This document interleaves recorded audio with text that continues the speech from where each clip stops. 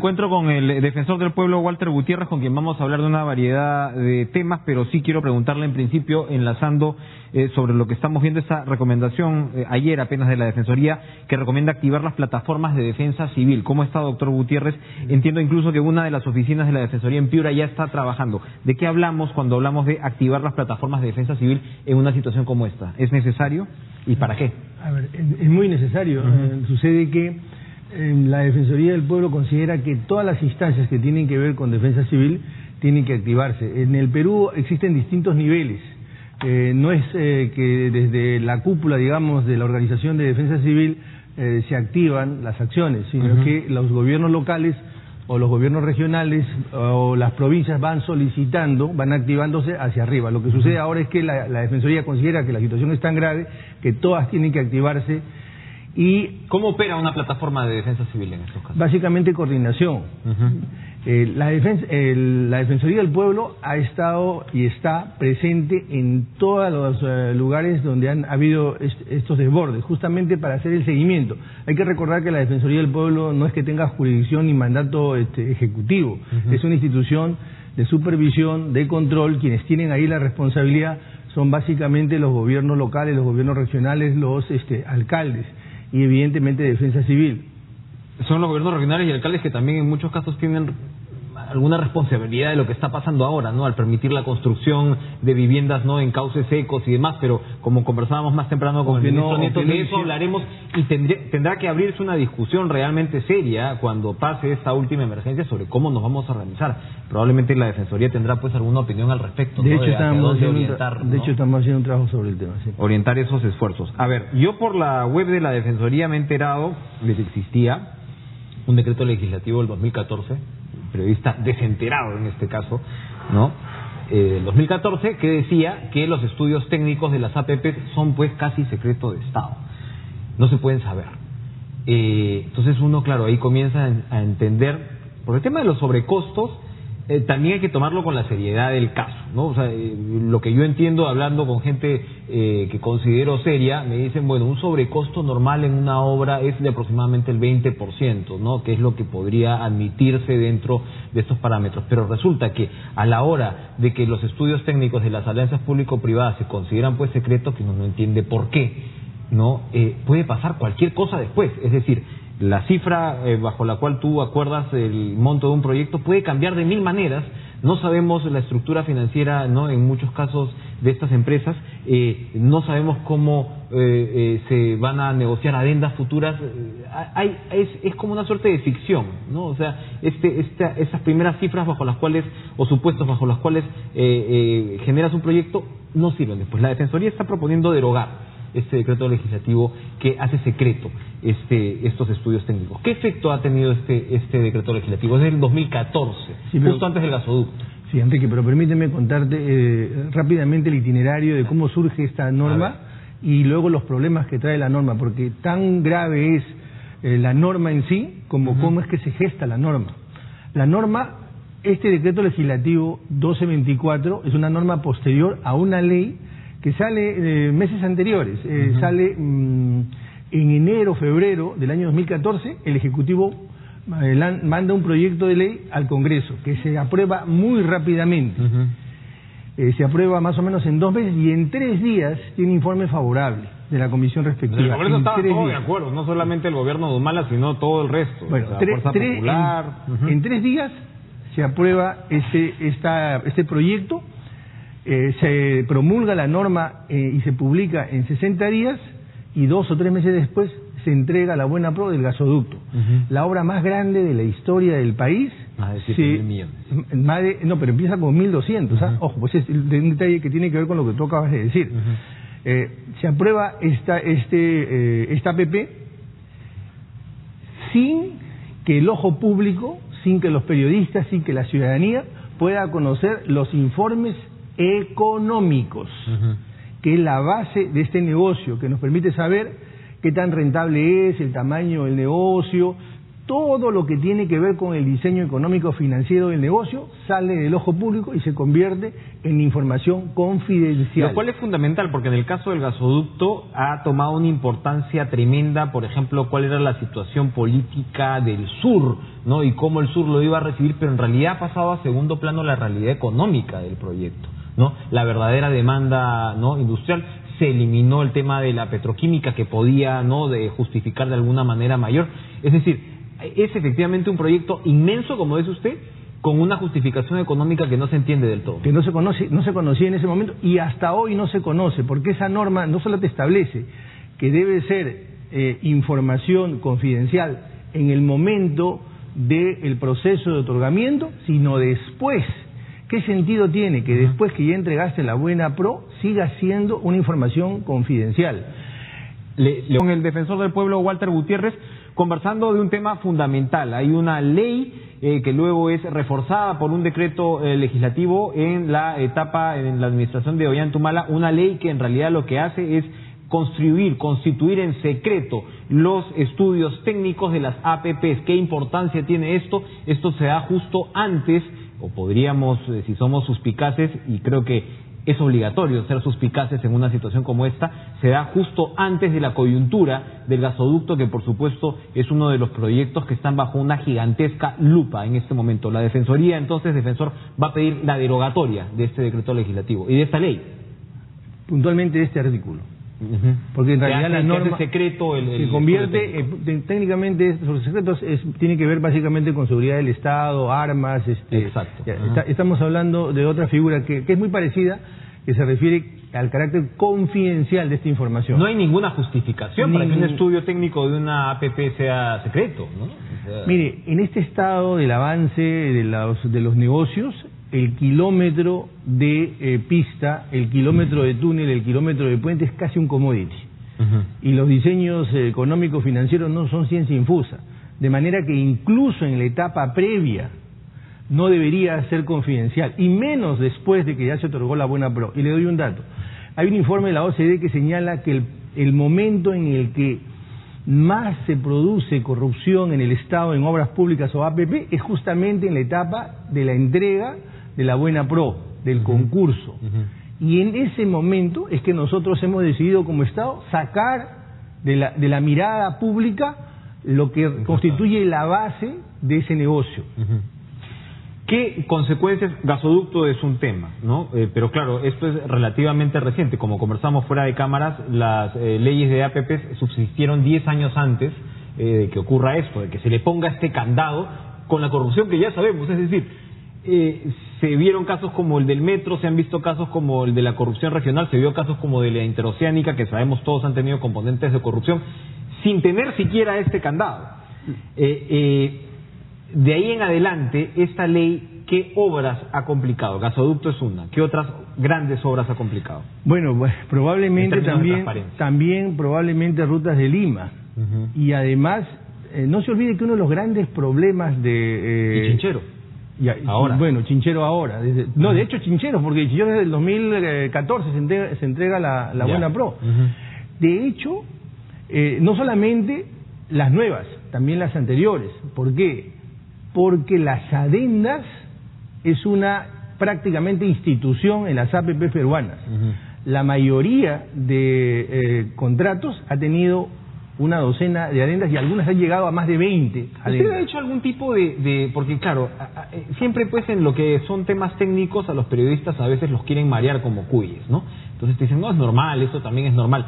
¿Se ha hecho algún tipo de estudio referencial sobre qué pasa en otros países? Si es que las adendas, claro que ahora otros países todos están metidos con el tema de Odebrecht, pero en situaciones más o menos donde la corrupción no campee tanto, nos imaginamos que las adendas no son un instrumento pues indiscriminado, donde sencillamente añades y añades y añades sobre el contrato. A ver, yo diría hay varias cosas. Primero, la Defensoría ha constituido ya desde hace unas semanas un equipo de profesionales, un equipo multidisciplinario para mirar este tema desde el derecho administrativo, porque estos son contratos administrativos, desde el derecho penal, desde cómo han funcionado las instituciones, desde el mercado.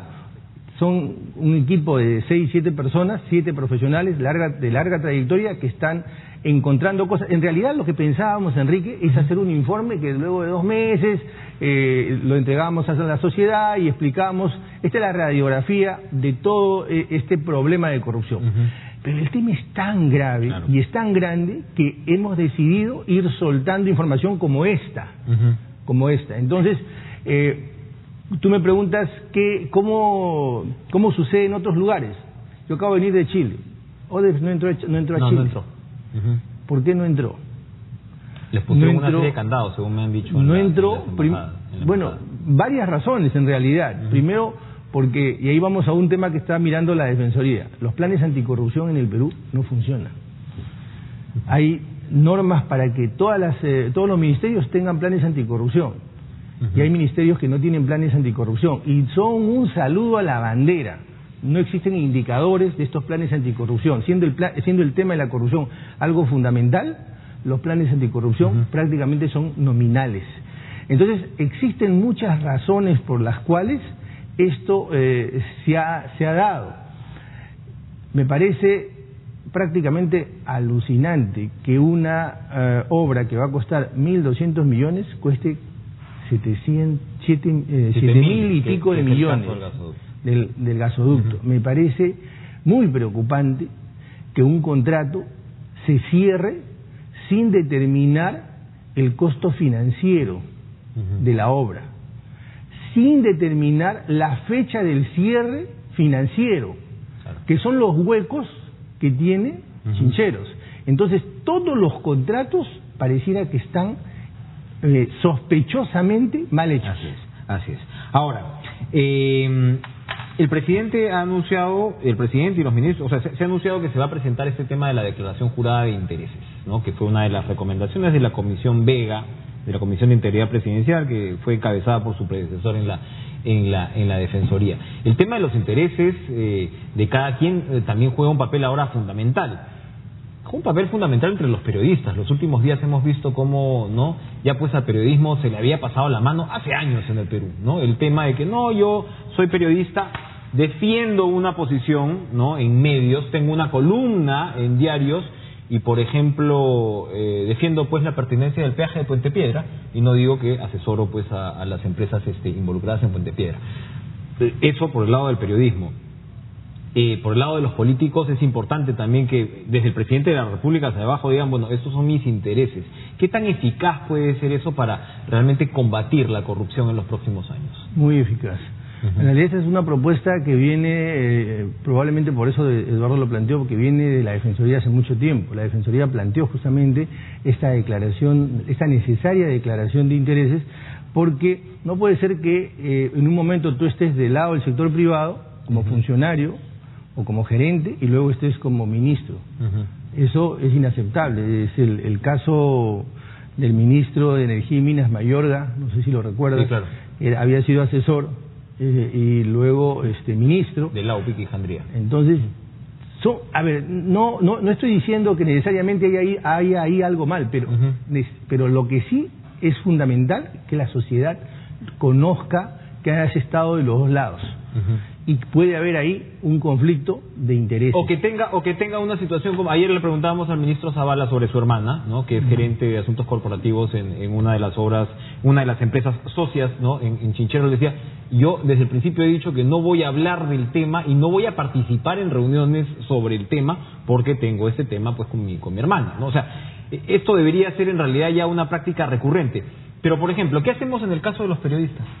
¿Qué hacemos en el caso de los abogados que no son funcionarios públicos? Eso ya es una discusión ética que va más allá, porque no hay de repente una ilegalidad como tal, pero el cuestionamiento ético es más o menos el mismo, porque si tú estás orientando, se presentan en los programas de televisión como especialistas en el tema, y resulta que son gestores de intereses en tal materia, y no se lo está diciendo al público. De repente los canales, los medios, tendrían que considerar esto como lo que los gringos llaman el disclaimer, ¿no? Por si acaso este señor o esta señora... trabaja para tal empresa, ¿no? Son cosas elementales, ¿no le parece? Existe una ley de transparencia y de acceso a la información. Esta ley de transparencia recoge un principio que está instalado en el sistema interamericano, que es el principio de mayor divulgación. Todos los que actuamos en la escena pública, y no me estoy refiriendo solo a los funcionarios públicos, me estoy refiriendo a hombres que generan opinión pública, públicos, que puede, digamos, claro, que puede ser un deportista, que puede ser un artista, que puede ser una persona que sale a los medios, un abogado o un analista y opina, debe estar sometido a la mayor divulgación de la información. Esto me parece fundamental. Incluso en el sistema interamericano hay una figura que se llama mayor umbral de tolerancia. ¿Qué significa eso?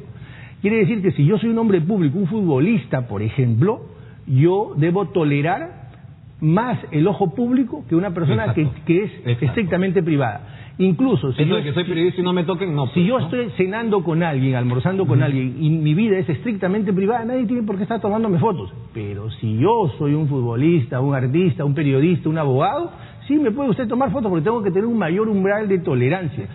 El hombre público no es solo el que esté en la función pública, sino el que ejerce de alguna manera una influencia sobre la opinión pública, y eso no es nuevo en el sistema. Para terminar, defensor, hay muchos temas. Yo sé que es el tema de Odebrecht, del conflicto Congreso-Fiscalía. Vamos a tratarlo con el exfiscal, además, Supremo Avelino Guillén, y no quiero un poco duplicar los temas de conversación durante esta mañana, pero no quiero dejar pasar la oportunidad para preguntarle cómo está el ambiente en la Defensoría. En determinado momento, pues, los contratados por CAS denunciaron que se les iba a sacar, hubo toda una negociación, hubo comunicados a fin de año, pero yo quería ir al fondo de la discusión, y lo que sus críticos decían es: Walter Gutiérrez está asumiendo una institución que tiene roles muy definidos, donde funciona bien, como por ejemplo algo que tiene que ver con conflictos sociales, derechos humanos, y la quiere transformar en otra cosa. Entonces, usted desde el principio dijo que le interesaba mucho, por ejemplo, entrar en servicios de salud, en servicios de educación, en servicios que el Estado accede. Entonces, otra vez, también sus críticos decían: oiga usted, pero para eso está el Indecopi. ¿Por qué quiere arreglar algo que no está roto? Al final, en el balance de esta discusión, yo entiendo que en el tema con los CAS se tranquilizó. ¿Cómo ve ahora, cómo observa vamos a decirlo así, la personalidad, el fondo de la Defensoría? Yo creo que los hechos nos han dado la razón. A ver. De una manera contundente. Existían y existen, existe Ocitran, existe Invermed, han funcionado. Es la Defensoría la que está sacando estos temas. Es la Defensoría que hace 2 semanas dijo que deberían tomarse medidas cautelares, cuando nadie lo había señalado la urgencia de esas medidas. Es la Defensoría la que está entrando en el tema de los peajes. Estamos entrando en temas, Enrique, que tienen que ver con millones de dólares, que tienen que ver con la administración pública, que tienen que ver con los servicios públicos, pero al final del día tienen que ver con derechos de los ciudadanos. Eso implica, tiene que ver derechos de las personas. Eso implica un debilitamiento de áreas en las cuales la Defensoría ha funcionado tradicionalmente, porque claro, también hay un tema presupuestal. Usted no le va a alcanzar el presupuesto para cubrir lo que se cubría antes y al mismo tiempo abrir estos nuevos frentes de defensa. Enrique, nosotros estamos acostumbrados a hacer más con menos. Nosotros creemos que con los recursos que tiene la Defensoría se puede no solo seguir haciendo lo que se ha hecho bien, sino hacerlo aún mejor, porque se puede hacer mejor.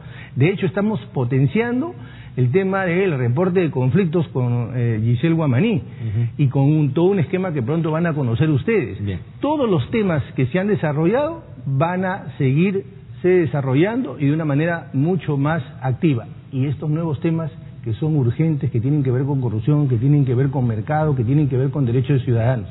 Bien, Walter Gutiérrez, defensor del pueblo, el lunes, entonces, entiendo yo, el lunes está presentando este proyecto para derogar, me parece clave, este capítulo, este tema del decreto legislativo que hace secretos los estudios técnicos de las APPs. Es momento de cambiar nuestra relación con el sector privado sin que eso implique de ninguna manera desincentivar el mercado. Todo lo contrario, ¿no? Tenemos que hacer un mercado competitivo, tenemos que hacer un mercado abierto. Yo diría que todas esas medidas que se van a dar van a fortalecer el mercado y va a permitir que otros ingresen. No se puede interpretar, porque ya hay quienes lo dicen, no, se están yendo contra el libre mercado. No, yo creo que en realidad todo lo contrario. Gracias por estar con nosotros y acompañarnos esta mañana.